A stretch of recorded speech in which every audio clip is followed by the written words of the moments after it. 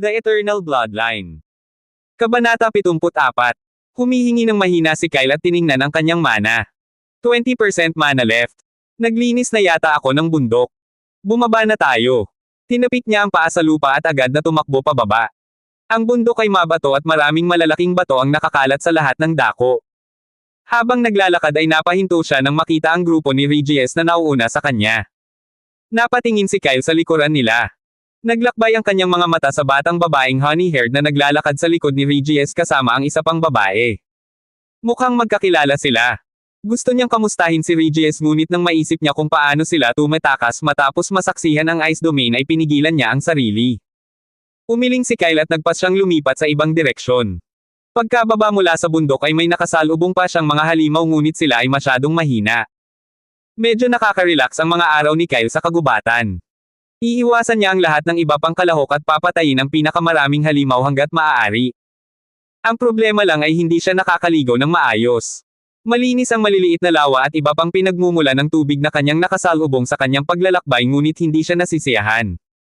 Matapos ang isang buwang pagtakbo at pagpatay sa mga halimaw, sa wakas ay tumigil si Kyle dahil nainas siya sa nakagawiang gawain. Ang tanging nakapaligid sa kanya ay malalaking puno, kapatagan, kabundukan, at ilang pinagmumula ng tubig. Higit pa rito, hindi inaasahang nakapasok siya sa B-rank, at muling tumaas ang kanyang lakas. Ang pagtaas ay nagbigay ng sakit sa ulo ni Kyle. Hindi dahil sa hindi niya gusto ang kanyang bagong lakas kundi dahil ang pinakamataas na ranggo na halimaw na natagpuan niya hanggang ngayon ay C-rank lamang. Si Kyle ay mayroon ng napakaraming malakas na kasanayan at kasama ng mga asul na apoy ay hindi man lang nagawang stretch ng isang C-rank monster. Kahit gaano kabagal ang pakikipaglaban niya sa mga halimaw ay mamamatay sila sa loob ng ilang segundo. Kaya, hindi niya na-enjoy ang magandang laban. Kinurot ni Kyle ang kanyang mga kilay na may labis na buntong hininga. Ako ay nagiging masyadong malakas. Mariin niyang ipinilig ang kanyang ulo ngunit ang sarkastikong boses ni Bia ang umalingaw-ngaw sa kanyang isipan at halos madapa ito. Hindi, nagiging narcissist ka. Sok! Inilibot ni Kyle ang kanyang mga mata sa loob at nagsimulang gumalaw. This time gumala-gala na lang siya nang walang ginagawa. Pagkaraan ng isang araw, sinimulan niyang obserbahan ang iba pang mga kalahok. Ang kanilang mga estilo sa pakikipaglaban, ang kanilang mga kasanayan, ang kanilang mga sining. Nagbunga nga ito dahil, sa loob ng isang araw, marami siyang natutunang bagong bagay. Lihim pa niyang tinakot ang mga kalahok gamit ang kanyang asul na apoy at hiniram, ang ilan sa kanilang mga armas. Napangiti si Kyle sa tambak ng mga espada na nakolekta niya sa loob lang ng isang araw. Gusto ko ng isang espada ngunit ngayon ay mayroon akong napakaraming espada. Tinapik niya ang mga espada at itinapon sa espasyo ng kanyang isip. Lahat sila ay mababa ang ranggo na ang C-rango ang pinakamataas. Kinagat ni Kyle ang kanyang dila. Ngayon, sa paglakas ng kanyang lakas ay kailangan niya ng malakas na sandata dahil alam niyang mas magiging makapangyarihan ang kanyang sword art. Samantala, sa labas ng espasyo ng kompetisyon. Tahimik at mabigat ang kapaligiran sa paligid ng simboryo. Ang mga manunood at ang maraming mga propesor sa akademya ay umalis pagkatapos ng unang linggo kaya naman ngayon ay halos walang laman ang simboryo. Gayunpaman, ang mga marangal na pamilya, sina Anli, Ira, at ilan pang hindi inaasahang mga individual ay nakadikit ang kanilang mga mata sa malaking screen na lumulutang sa ibaba ng simboryo na kisame. Nanliit ang mata ni Dean sa screen at medyo nanginginig ang kamay niya. Nakaupo siya sa tabi ni Anli na may malungkot na mukha. Kahit na pumayag siya nang sabihin sa kanya ng apo ni Regis ang tungkol sa pangyayari ay masyado lang siyang nag-aalala na iwan siyang mag-isa. Kaya naman matapos bigyan ng asawa ng mga nakakaaliw na salita ay nakarating siya sa simboryo. Gayunpaman, hindi niya inaasahan na makakita ng napakapamilyar na pangalan sa screen ng rangkang. First Kyle Ohan 360,450. Second Sinon Ambing 35,670. Third Largy Holmes 31,040. Fourth Regis Gravis 31,010. Kyle Ohan. Inulit ni Dean ang pangalang ito sa isip niya. Hindi siya sigurado kung bakit ngunit nagkakaroon siya ng déjà vu sa isang lugar sa likod ng kanyang isip. Ang taong ito ba ay ang parehong Kyle na lumitaw sa kanyang nayon noong isang buwan? Dean solemn eyes traveled to Anli and he said with a grim voice. Alam mo ba ang tungkol dito, Kyle? Lumingon si Anli para tignan siya ng walang kwentang ekspresyon. Hindi lang sina Anli, Ira, at ang iba pang individual sa simboryo ay napalingon kay Dean. Ano? Sumeryoso ang ekspresyon ni Dean pero napabuntong hininga si Anli. Nakikita mo ba yung dark circle sa ilalim ng mata ko? Lahat sila kasi kahit saan ako tumingin wala akong mahanap patungkol kay Kyle. Lumingon si Anli para tingnan ang mga projection. The person who knew about him, Serena, just disappeared into thin air. So, I don't think we will be able to know anything about him for the time being. Tumango si Dean at tumingin sa screen para makita ulit ang pangalan ni Regis. Para sa ilang kadahilanan, nakaramdam siya ng pagkaasim nang tingnan niya ang malaking pagkakaiba sa pagitan ng nangungunang pangalan at ng iba pang mga kalahok. Bakit napakataas ng pagkakaiba? Parang nangongolekta si Kyle ng mga pebbles habang ang iba naman ay nangongolekta ng malalaking bato. Gusto kong sipin ang nangungunang pangalan sa listahan ng Rango. Malinaw na nanloloko siya. Bulong ni Dean sa kaloob-looban at inalis ang tingin sa floating screen dahil nagbibigay ito sa kanya ng mild depression. Hindi lang si Dean kundi maging ang mga maharlikang nakaupo sa likuran niya ay nanlumo dahil sa mga punto ni Kyle. Akala nila ang kanilang mga anak ay ang pinakamahusay sa mga pinakamahusay ngunit ang mga punto ni Kyle ay nagsabi sa kanila na ang kanilang mga anak ay wala sa harap niya. Habang pinag-iisipan nila kung bakit napakataas ng puntos ni Kyle, napansin nilang tumigil sa paggalaw ang mga punto nito. Si Ira ang unang nakapansin nito at sumimangot sa pagitan ng kanyang mga kilay. Don't tell me na sugatan ang batang ito. Sok, he was doing great. Nagkibit balikat si Anli. Don't worry. Kung nasugatan siya ng husto ay lumabas na siya sa simboryo. Tingin ko tumigil na siya sa pangangaso ng mga halimaw. Tapos tumawa siya ng malakas. Anyway, sa dami ng points niya ngayon kahit tumigil siya at walang ginawa ay mananatili siya sa tuktok hanggang sa matapos ang event. Nag-click si Ira sa kanyang dila. Hindi lang sa kanya, maraming individual ang nagpakita ng masakit na ekspresyon. Gayunpaman, wala silang magagawa. Mabilis na lumipas ang oras at sa isang kisap mata, dumating na ang huling linggo ng kompetisyon. Bumalik ang mga manunood at naging masigla ang kapaligiran sa loob ng simboryo. Sa nakalipas na ilang linggo, maraming kalahok na nasugatan ng husto sa kompetisyon ang dumating sa simboryo at dinala ng mga manggagamot. Umalangaw-ngaw sa simboryo ang gulat na bulungan ng mga manunood habang nakikita nila ang mga puntos ng nangungunang kalahok. Minasahe ni Anli ang kanyang mga templo at tumingin sa lumulutang na screen.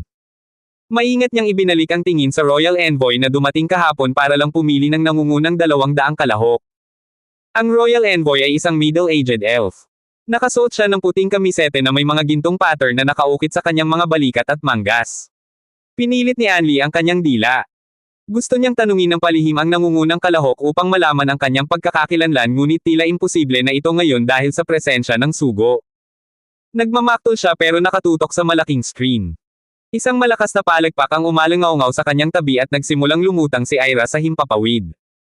Naglakbay ang kanyang malamig na mga mata sa simboryo at mula sa gilid ng kanyang mga mata, tumingin siya sa Royal Envoy. He gave her a nod and Ira's eyes turned emotionless nang itinoon nito ang tingin sa crowd. Malapit nang matapos ang 2 buwan at sa 1 linggo ay matatapos na ang kaganapan. Gayunpaman, para medyo mahirapan ang mga bata ay binalak naming ipakita sa kanila ang totoong horror ng isang monster horde. Sa sandaling natapos ni Ira ang kanyang mga salita, ang mga manunood ay nagkagulo.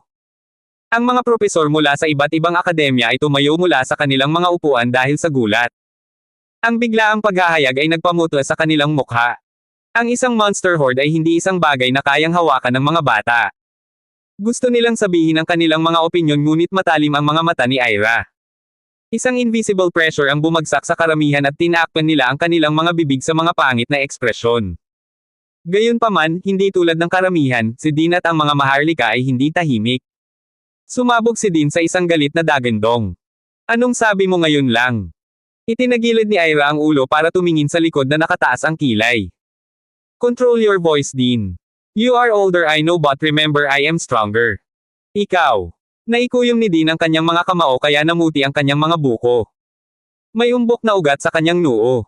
Wala siyang pakialam sa kanilang ginawa ngunit ang kanyang nag-iisang apo ay mapapabilang sa mga kalahok na lalaban sa kawan ng halimaw. Kung may nangyari kay Regis alam niyang hindi ito kakayanin ng kanyang asawa. Dapat hindi na lang ako pumayag noong nagpumilit si Regis na pumasok sa event. Damn it! Katulad niya, ang mga maharlikang pamilya ay nagalit ngunit pagkatapos ay tumayo ang Royal Envoy at nagsimulang lumutang. Napatingin siya kay Dean at sa mga maharlika. Utos ng hari. Sa isang iglap, natahimik ang kapaligiran at tumango ang Royal Envoy na may kasiyahang ekspresyon. Pagkatapos, sinenyasan niya si Ira na magpatuloy. So where was I? Right, the participants will fight a monster horde for the last week. Don't worry though, walang kalahok na mamamatay. As you all know, the moment they got severely injured they would be teleport out to receive treatment from the best healers. At saka, hindi masyadong malakas ang monster horde. Ang pinakamataas na monster sa monster horde ay si Dagdag rank dahil alam kong masyadong mahina ang mga kalahok para labanan ang mas malalakas. Dumating si Anli sa tabi niya. Natarante siya gaya ng mga manunood ngunit madali niya itong kinuha dahil kung maglalabas sila ng halimaw na kawan sa kompetisyon ang mga bata ay kailangang magtipon sa isang lugar upang labanan. Nangangahulugan iyon na ang libu-libong projection ay magsasama at magpapakita ng buong larawan sa halip na magpakita ng ilang maliliit na figure. Lumingon ang mga mata niya sa mga tao. Halos lahat ay nagngangalit sa galit ngunit kailangan nilang isubo ang kanilang galit sa harap ng utos ng hari. Ngumisi siya at lumingon kay Aira. Ang lugar kung saan ang mga kalahok ay nakikipaglaban sa mga halimaw ay isang nakapaloob na ilusyonaryong espasyo na nilikha ng isang lumang artifact kaya kung gusto ni Aira na maglabas ng isang halimaw na sangkawen kailangan niya ng maraming mapagkukunan. Natarante si Anli. Bakit ang hari ay nag-aaksaya ng maraming mapagkukunan sa kaganapang ito? Alam niya ang tungkol sa lihim na kaharian ngunit sa kanyang pananaw, sayang ang pag-aaksaya ng labi sa ilang maliliit na bata. Ang kanyang mausisa na tingin ay nananatili sa Royal Envoy. Kasabay nito ang paggalaw at pagkawala ng katawan ni Aira. Ang ilan pang mga individual na nakatayo sa loob ng simboryo ay tahimik na umalis. Bumalik ang Royal Envoy sa kanyang upuan kasunod si Anli. Dama po sa kanilang likuran ang pamatay na tingin ni Din ngunit tuluyan na silang hindi pinansin. Mas malakas si Din sa halos lahat ng naruroon sa dome maliban kay Aira. Bukod dito, matapos malaman na iyon ang utos ng hari ay wala siyang nagawa kundi ang magbuntong hininga sa galit. Hindi nagtagal, naging problemado ang hangin sa paligid ng mga projection. Ang siksik na mana ay nagtipon sa loob ng simboryo at tumago sa loob ng mga simbolo ng array na iginuhit sa bilog na entablado. Napabuntong hininga ang mga manunood at dahil sa matinding pressure ay naging mabigat ang hangin. Ang maraming maliliit na projection ay nanginginig at nagkalat sa maliliit na berdeng mga particle. Lumiit at naging mas maliit ang laki ng malaking ranking screen na lumulutang sa ibaba ng kisame. Gayunpaman, ang maraming mga pangalan na kumikinang sa screen ay mas kumikinang. Pagkaraan ng ilang segundo, muling nagtipon ang mga nagkalat na particle na bumubuo ng isang projection sa itaas ng stage. Ang projection ay sapat na malaki upang masakop ang buong yugto kung saan libu-libong individual ang madaling tumayo. Ang projection ay nagpakita ng malaking gasto sa kagubatan at ilang bundok, daan-daang gumagalaw na figure ng mga kalahok at ng mga halimaw. Naningkit ang mga mata ni Din at itinoon niya ang tingin sa projection para hanapin si Regis. Katulad niya ay itinoon din ng mga tao at ng mga maharlika ang tingin sa projection. Sa huli, napakabata pa ng mga bata para makaranas ng ganito. Sa sandaling iyon, bumalik si Aira. Medyo namutla ang mukha niya dahil sa sobrang lakas niya. Ikinuyom niya ang kanyang mga kamao upang tipunin ang sarili at tumingin sa mga tao na may malamig na ekspresyon.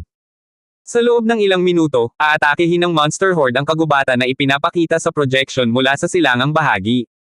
Ang mga halimaw ay hindi titigil dahil sa loob ng isang linggo ay lilibot sila sa buong lugar hanggang sa dulo ng kagubatan. Kaya, kahit na sinubukan ng mga kalahok na magtago ay hindi sila mananatiling ligtas ng mahabang panahon. Ang monster horde na ito ay wala sa harap ng tunay na bagay dahil ito ay magiging napakaliit. Gayunpaman, pagkatapos maranasan ito naniniwala ako na ang mga kalahok ay makakakuha ng malaki. Sa hinaharap kung sila ay nahaharap sa panganib ay lalabanan nila ito ng buong buo sa halip na magtago lamang sa loob ng kanilang comfort zone. Parang naghihintay ng cue, sa sandaling tumigil siya sa pagsasalita ay nanginig ang malaking projection. Ang karamihan ng tao ay nanunood na may magaspang na paghinga kung paano lumitaw ang daan-daang halimaw sa projection at nagsimulang tumakbo sa isang tuwid na linya ng magkasama. Ang mga halimaw ay tila nagmumula sa hangin dahil ang kanilang bilang ay dumarami sa bawat segundong lumilipez. Kasama ng mga halimaw ang dumating na purong pagkawasak. Kinagat nila at tinapakan ang malalaking puno. Natigilan ng ilang gumagalaw na malas na kalahok na gumagala sa lugar. Natarante sila at sinubukang tumakbo ngunit dahil sa napakaraming halimaw na magkasama ay hindi marami ang naka-atres ng ligtas. Sa sumunod na segundo, malakas na hiyawan at masasakit na iyak ang umalingaw sa entablado. Napatingin ang mga manunood sa entablado at nakita ang maraming sugatang kalahok na sumisigaw sa sakit. Naikuyom ni Aira ang kanyang panga, ayaw niyang gawin ito pero utos iyon ng hari. Isa pa, walang mamamatay. Sisiguraduhin niya ito. Sa sandaling dumating ang mga nasugatan na kalahok, maraming mga manggagamot ang nagbuhos sa simboryo at nagmamadaling dinala sila upang gamutin ang kanilang mga pinsala. Blanca ang boses ni Ira. Itinoon niya ang kanyang tingin sa mga manggagamot. Gumamit ng mataas na uri ng healing potion para iligtas silang lahat. Huwag pakialaman ang mga mapagkukunan. Gayon din, ang kanilang mga permanenteng pinsala ay gagaling ng maraming mahahalagang halamang gamot. Alam ng hari na ito ay isang mapanganib na hakbang kaya't binuksan niya ang Royal Treasury at binigyan ng kanyang pahintulot na gamitin ang lahat ng mga kayamanan upang pagalingin ang mga kalahok anuman ang kanilang background. Naningkit ang mga mata ni Regis nang makita niya ang malalaking ulap ng alikabok sa di kalayuan. Nakaramdam siya ng kaunting panginginig sa punong kinauupuan niya at baka sa mukha niya ang pagsimangot. Anong nangyayari? Isel, may nakikita ka ba? Nilinis ni Isel ang berdeng dugo sa kanyang sibat at tumingin sa itaas kay Regis. Umakyat siya sa malapit na puno at pinagmasdan ang mga ulap ng alikabok. I am low on mana, that's why can't see so far. Nag-isip sandali si Regis at tumingin sa mga miyembro ng grupo niya. Dapat ba nating tingnan kung ano ang nangyayari? Sumangayon ang lahat at nagsimula silang lumipat patungo sa malalaking ulap ng alikabok. Gayunpaman, pagkatapos ng 20 minutong paglalakad, nakatagpo sila ng isang natarantang figure ng tao na tumatakbo palayo sa ulap ng alikabok. Lalong lumakas ang pagyanig sa lupa. Isa pa, lalong lumalim ang pagkunot ng noo ni Regis nang makita ang 2 pang duwende na tumatakbo palayo sa mga alabok na ulap. Ibinuko niya ang kanyang bibig para magsabi ng kung ano-ano, ngunit narinig niya ang nakakakilabot na boses ni Isel sa kanyang tenga. Sa tingin ko, kailangan na nating tumakbo. Tumalikod si Isel at nagsimulang tumakbo paatras. Tumingin si Regis sa kanyang likuran na may natatarantang ekspresyon. Hindi lang siya, si Yu, Lumi, at ang 2 pang duwende na sumusunod sa likuran niya ay natigilan din sandali. Napabuntong hininga si Regis at sumigaw. Sundan mo siya. Gumamit siya ng liksi at mabilis na naabutan si Isel. What the heck? Bakit tayo tumatakbo? Isel gazed back with a sweating forehead and groaned. Mga halimaw. Nakita ko ang daan-daang matataas na halimaw na dumarating. Ano? Natigilan si Regis. Nararamdaman niya ang pagyanig sa lupa sa bawat pagdaan ng segundo. Damn it! Bakit ang daming halimaw na lumabas na magkasama? Don't tell me ilang idiot ang nag-provoke sa kanila. Umiling si Isel. It's not a normal group of monsters. Napakarami. Hindi natin sila kayang labanan.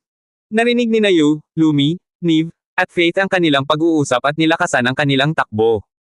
Buong lakas silang tumakbo ngunit lumakas lamang ang pagyanig at makalipas ang kalahating oras ay nakarinig sila ng malalakas na alulong, hiyawan, at hiyawan na nagmumula sa likuran. Katulad nila daan-daang kalahok ang tumatakbo palayo sa pagyanig. Mabigat ang hininga ni Lumi nang tumalon siya at tumawid sa isang malaking lugar sa isang segundo. She was weakest among the group, that's why she was in the last. Guys! Pagod na ako. Huminto siya ng ilang segundo at nakitang maraming kalahok ang tumatakbo palapit sa kanya. Nilinggan niyo ang kanyang figure na may mga nanlalaking mata. Lumi, anong ginagawa mo? Takbo ka. Huminto siya at naglabas ng energy potion mula sa storage ring niya para ibigay kay Lumi, pero naningkit ang mga mata niya nang makita ang isang malaking bilog na flying bee na lumilitaw sa itaas ni Lumi. Tumingin ka. Bahagyang nanginig ang balintataw ni Lumi nang maramdaman niya ang isang malaking anino na bumabalot sa kanyang katawan. Gayunpaman, hindi siya nag-freeze sa kanyang posisyon, sa halip ay tinawag niya ang kanyang katawan na atakehin ang bubuyog na may pinakamaraming ball ang apoy hanggat maaari. Tumili ang bubuyog at lumipad pabalik dahil sa biglang init at agad na sumugod si Lumi papunta kay Yu. Nawala ang dati niyang pagod sa loob ng isang segundo. Nakahinga ng maluwag si Yu at ibinato sa kanya ang energy potion. Bilasan mo, inumin mo. Dinukot ni Lumi ang gayuma at pagkatapos uminom ay tumingin siya sa likod. Isang malaking grupo ng mga bubuyog ang lumilipad sa likuran nila. Sa kanyang takot, ang lahat ng mga bubuyog ay hindi bababasa di rango. OMG! Napahamak tayo! Ang kanyang panic voice ay lumipat kay Yu na lumingon sa likod at nakita ang isa pang uri ng halimaw na lumilitaw sa likod ng mga bubuyog. Gustong huminto ni Yu at lumaban, ngunit nang makita niya ang 2 matayog na oso na pumutol sa mga puno sa likuran niya ay agad niyang inalis ang ideya sa kanyang isipan.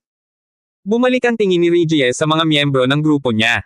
Huminto siya ng ilang segundo at umakyat sa malapit na puno para tingnan ang sitwasyon. Daan-daang halimaw ang tumatakbo palapit sa kanila. Napakarami ng mga halimaw kaya hindi na sila mabilang ni Regis. He cursed under his breath at tumalon pababa para tumakbo ulit. Walang paraan na magagawa nilang pumatay ng napakaraming halimaw. Maraming senaryo ang lumitaw sa kanyang isipan. Ang ganitong uri ng bagay ay hindi nangyari hanggang ngayon kaya bakit biglaan? Kinagat niya ang kanyang mga ngipin at sinigawan ang kanyang mga kaibigan. May bundok sa kanlurang bahagi. Tumakbo papunta sa bundok. Maiiwasan natin ang mga halimaw sa lupa kung aakyat tayo sa bundok. Tumalikod siya at mabilis na umakyat patungo sa bundok. Sumunod si Hazel at ang iba pa sa likuran niya. Narinig ng ilang kalahok na tumatakbo sa paligid ang malakas na bulalas ni Regis at iniban nila ang kanilang landas, dumiretso sa bundok. Samantala, payapang natutulog si Kyle sa ibabaw ng malaking bato. Naiinip na siyang tumakbo sa kagubatan kaya nagpasya na lang siyang matulog sa paligid nitong nakaraang linggo. Pagkaraan ng ilang minuto, iminulat niya ang kanyang mga mata ng humikab. Medyo malabo ang kanyang tingin nang tumalon siya pababa mula sa malaking bato. Itinali niya ang magulo niyang buhok sa isang pony at tumingin sa nasusunog na kahoy na panggatong at natirang pagkain na kinain niya kagabi. I am not hungry so let's skip breakfast. Nandoon si Kyle sa itaas ng mabatong bundok.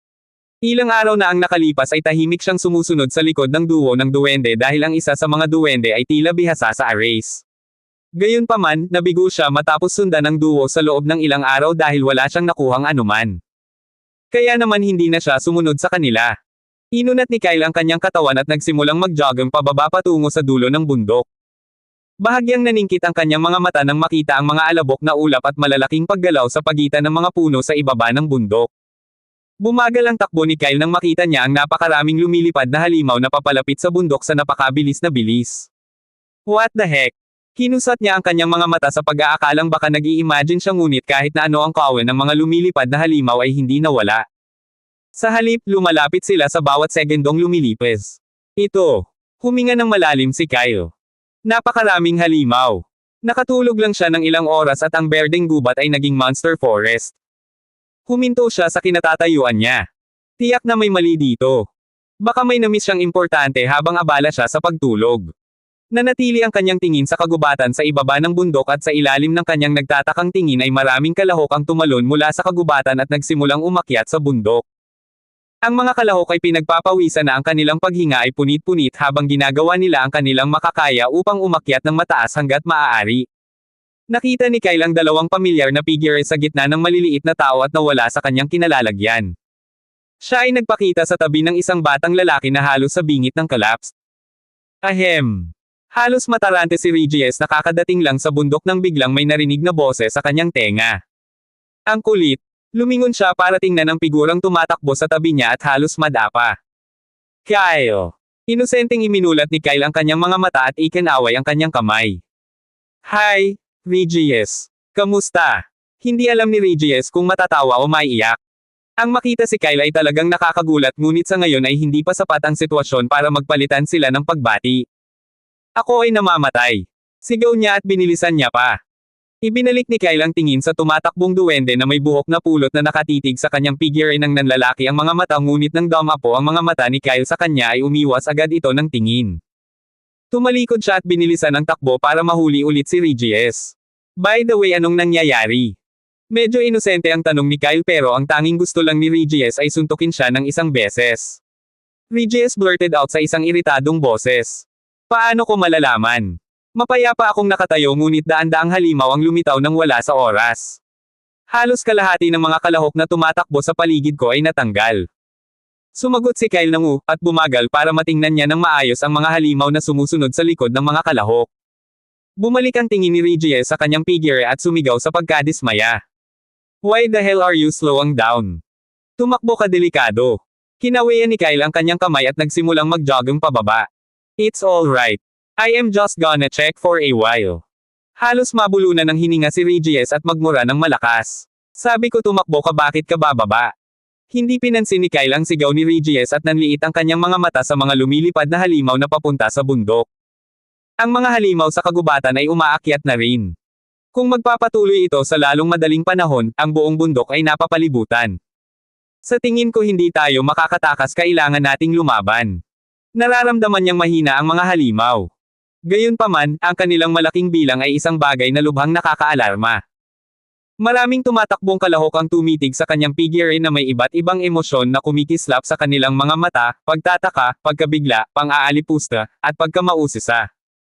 Habang naglalakad, biglang lumingon si Kyle para tignan ang isang duwende na nakatitig sa kanya na nanlilisik ang mga mata. Ang kanyang mahabang frost na buhok ay nakatali sa isang pony. Tumatakbo siya paitaas na may halong paghinga ngunit ang mga mata niyang lavender ay nakatutok kay Kyle.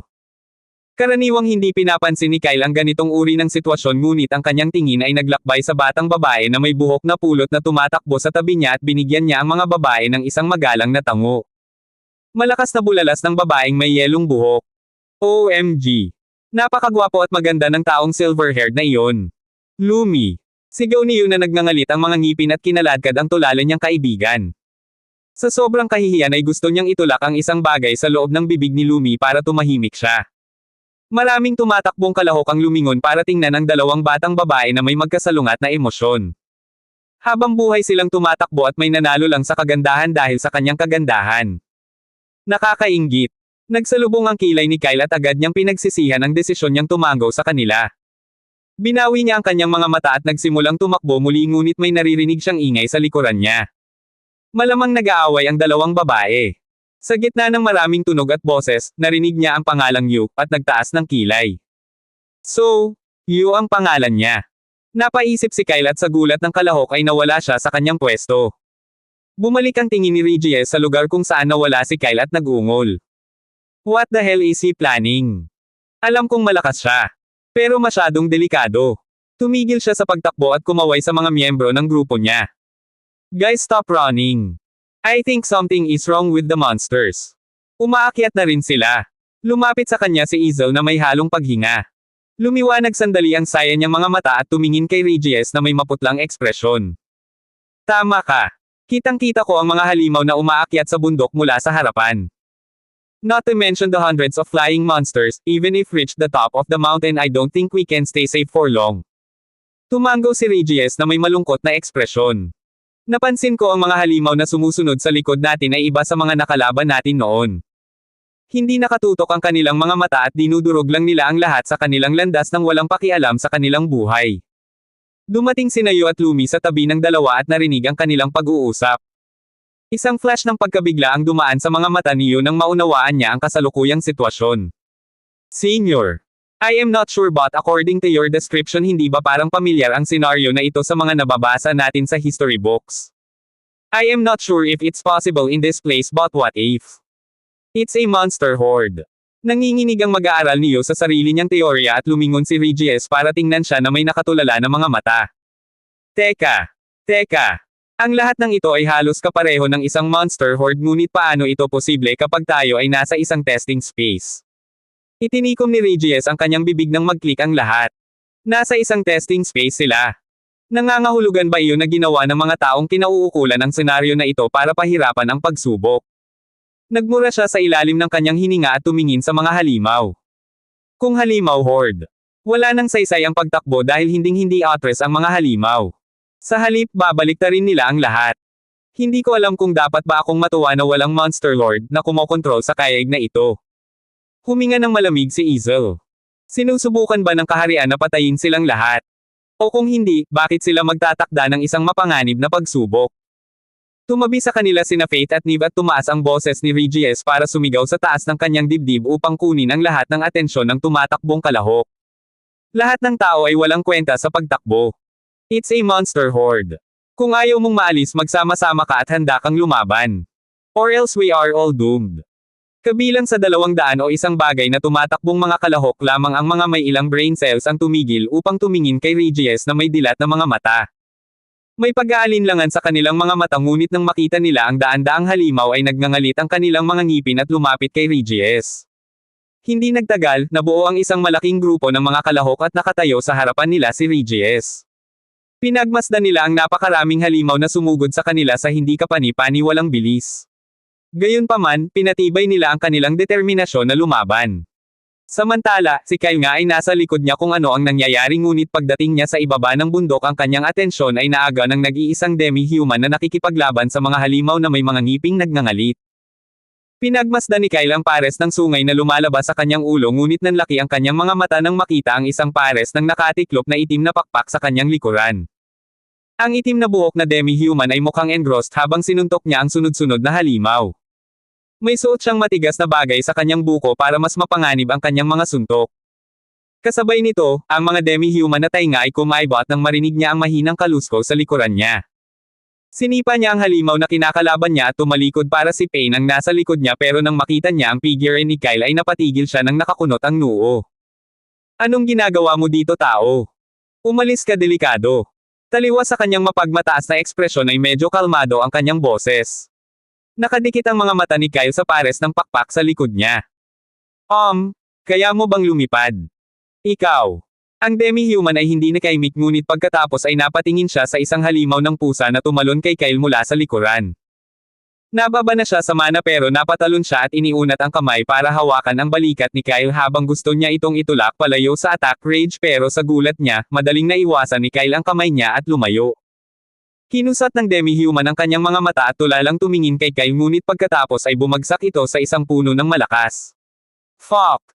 Isang sumpa ang lumabas sa kanyang bibig at nanlaki ang kanyang mga mata sa takot nang makita niya ang parehong halimaw na gustong umatake kay Kyle na sumugod sa kanya ng hindi kapani-pani walang bilis.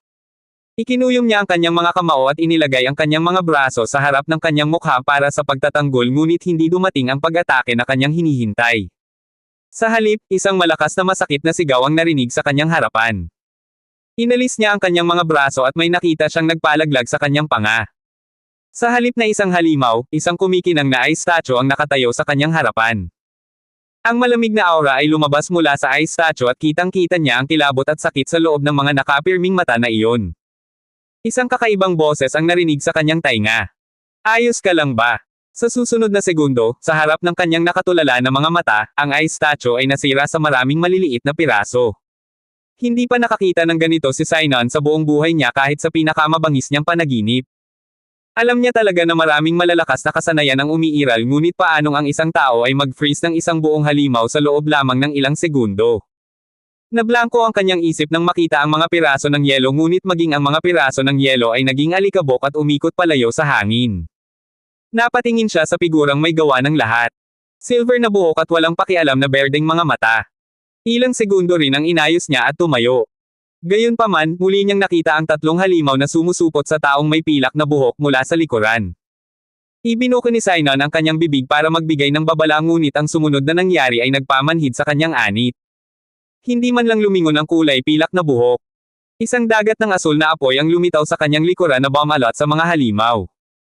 Natarante na pinagmamasdan ni Sinon kung paano naging kumikinang na mga eskultura ng yelo ang mga halimaw at pagkaraan ng isang segundo ay walang naiwan kahit ang kanilang mga bangkay. Bumagsak sa lupa ang isang kumikinang na bilog na bola na kasing laki ng daliri at kumikinang ang pilak na buhok ng mga mata ng tao habang pinupulot niya ito. Isang core ng kasanayan. Ipinikit ni Kyle ang kanyang mga mata at pinag-aralan ang impormasyon ng kasanayan ngunit isang pagsimangot ang lumitaw sa kanyang mukha pagkatapos ng isang segundo. Skill to increase agility kinda useless. Inihagis niya ang core ng kasanayan sa espasyo ng kanyang isip at tumingin sa demi-human. Nararamdaman ni Kyle ang hindi bababa sa 30 halimaw sa paligid nila. Kaya mo pa bang lumaban? Nakabawi si Sinon sa kanyang pagkatulala at tumango na may seryosong ekspresyon dahil marami rin siyang nararamdamang paggalaw sa kanilang paligid ngunit halos mapa-facepalm siya sa sumunod na sinabi ni Kyle. Marunong ka bang lumipad? Napaungol si Sinon ngunit bahagyang tumango. Gayunpaman, ang tanging natanggap niya ay isang click ng dila mula kay Kyle. Sa sumunod na segundo, maraming halimaw ang sumugod sa dalawa mula sa lahat ng panig, ang mga puno ay nadurog at ang galit na sigaw ng halimaw ay umalangaw-ngaw sa kanilang mga tainga. Hindi na hinintay ni Kyle na kumilos ang demi-human at agad na ikinaway ang kanyang kamay. Ang asul na apoy ay kumikislap sa kanyang likuran at naging hugis ng 20 palaso. Si Sinon na nagpasya lang na atakihin ang isang kalapit na halimaw ay natigilan sa kanyang kinatatayuan nang makita niya ang maraming apoy na mga palaso na tumutusok sa katawan ng halimaw sa hindi kapani-pani walang bilis. Tumabi siya kay Kyle na may blankong ekspresyon, iniisip kung ang tao ay lalaban ng mag-isa sa huli, bakit tinanong niya siya ng, kaya mo pa bang lumaban? Pinagmasdan niya ang lahat ng mga halimaw sa paligid niya sa loob lamang ng ilang segundo. How? Huminga ng malalim si Sinon at nang lumingon si Kyle ay sinsero itong nag-alok. Salamat. Ako si Sinon Ambing. Tumango si Kyle at lihim na naramdaman ang kanyang rango. Si Sinon ay D+ rango. Kyle. Kyle Ohan. Nakasimangot na tumingin sa langit si Sinon. Kyle, I think dapat na tayong umakyat ng bundok. Pagkatapos ng isang segundo, bumantong hininga siya. Ang lahat ng ito ay halos katulad ng isang kawan ng halimaw. Baka sa mga mata ni Kyle ang pagkagulat nang marinig ang mga salitang monster horde. Naalala niya si Regis ay nagtitipon ng isang maliit na pulutong ng mga kalahok at tumalikod upang tumakbo patungo sa bundok. Pwede ka namang lumipad, diba? Lumipad ka na lang. Siya on the mountain. Maraming kalahok ang nagkukumpulan doon. Narinig ni Sinon ang pag-anod ng mga salita ni Kyle at napatulala. Kaya niya ngang lumipad pero takot siya sa taas kaya naman mas pinili niyang maglakad kaysa lumipad. Binilisan niya at naabutan si Kyle pero sa ilalim ng mga mata niya, nawala ang figure ni Kyle. Ang kulit. Muling nabigla si Sinon ngunit pinakalma niya ang naguguluhan niyang puso at nagsimulang tumakbo paakyat ng bundok. Lumitaw si Kyle sa harapan ni Regis at tulad ng kanina ay nabigla si Regis, sapat na para magulat ang lahat ng kalahok na nakatayo sa likuran niya. Kyle! Hindi ba pwedeng pumunta at umalis ka na parang normal na tao? Tumango si Kyle at binigyan siya ng apologetic smile. Napatingin siya sa mga kalahok na nakatayo sa paligid niya. Sunod-sunod ang pag-atake nilang lahat sa mga halimaw na umakyat. Itinulak siya ni Regis palayo at tumakbo upang patayin ang isang flying bee monster na umaatake sa isang lumalaban na kalahok mula sa likuran. Naningkit ang mga mata ni Kyle, 5 ice arrow ang lumitaw sa likuran niya at inatake niya ang mga kalapit na halimaw gamit ang mga palaso. Nagulat ang mga kalahok nang biglang inatake ng mga ice arrow ang mga halimaw na kanilang kinakalaban. Gayunpaman, nakabawi sila sa loob ng ilang segundo at tumalikod upang salakayin ang iba pang mga halimaw. May lumabas na espada sa kamay ni Kyle at pinaandar niya ang kanyang skill na swift steps para mapabilis ang kanyang bilis. Ang kanyang anyo ay kumikislap na parang lumabo habang iniindan niya ang kanyang espada ng may katumpakan, nilalaslas at pinapatay ang sunod-sunod na halimaw. Maraming kalahok ang natulala sa mabibilis na galaw ni Kyle pero masyado silang abala sa pag-iisip ng kung ano-ano. Huminto si Kyle sa likod ng isang nasugatang duwende at pinatay ang halimaw na kinakalaban niya. Mula sa gilid ng kanyang mga mata, nakita niya si Yun na nakikipaglaban sa dalawang D-rank monster. Nakita niyang nahihirapan siya sa kanya napansin ang dalawa pang higanteng halimaw na dumiretso sa kanya. Naningkit ang mga mata ni Kyle at nawala siya sa kinatatayuan niya. Sa susunod na segundo, ang kanyang espada ay naka-embed sa loob ng isa sa mga halimaw na kinakalaban ni Yu. Napakadali para sa kanya na hiwain ang mga halimaw dahil masyadong mahina ang mga ito. Natigilan si Yu nang makita niya ang isang pamilyar na pilak na buhok. Sa ilalim ng kanyang mga tingin, iwinagayway ni Kyle ang kanyang espada upang alisin ang dugo ng malagkit na halimaw. Siya ay bamulong at maraming kulog na palaso ang tumama mula sa maaliwalas na kalangitan at ilang masakit na sigaw ang umalangaw-ngaw sa paligid ni Yu. Ibinuko niya ang kanyang bibig at sinabing salamat ngunit ang kanyang isip ay masyadong okupado. Tumingin si Kyle kay Yu at tumango. Mag-ingat ka. Hindi na siya nagtagal sa harapan niya. Nakita niya ang figure ni Regis at agad na tumakbo papunta sa kanya habang nilalaslas ang lahat ng halimaw na sumulpot sa kanyang dinadaanan. Lumitaw si Kyle sa tabi ni Regis na may malungkot na mukha. Masyadong maraming halimaw. Maya-maya, mapapagod ang lahat at mauubos ang mana nila. I don't think we can fight long in this situation. Sinaksak ni Regis ang isang halimaw gamit ang kanyang punyal at sumagot ng hindi lumilingon kay Kyle. Ano pa ba ang magagawa natin? Isa itong halimaw na kawen kahit na umakyat tayo ay makakakuha lang tayo ng ilang ligtas na minuto at wala nang iba pa. Tiningnan niya si Kyle mula sa gilid ng kanyang mga mata at nag-click sa kanyang dila. Kalmado ang paghinga mo. Kahit sa sobrang takbo mo ay hindi ka mukhang pagod. Binato ni Kyle ng ice arrow ang kalapit na halimaw. Naku, may natitira pa akong 65% na mana pero gumagamit ako ng masyadong maraming kakayahan kaya kahit isang araw lang ako makakalaban. Sumama ang mood ni Regis. Alam niyang malakas si Kyle pero sobra lang ang pinagkaiba. Napabuntong hininga si Kyle at sinigawan ang mga kalahok na nakatayo sa ibaba niya.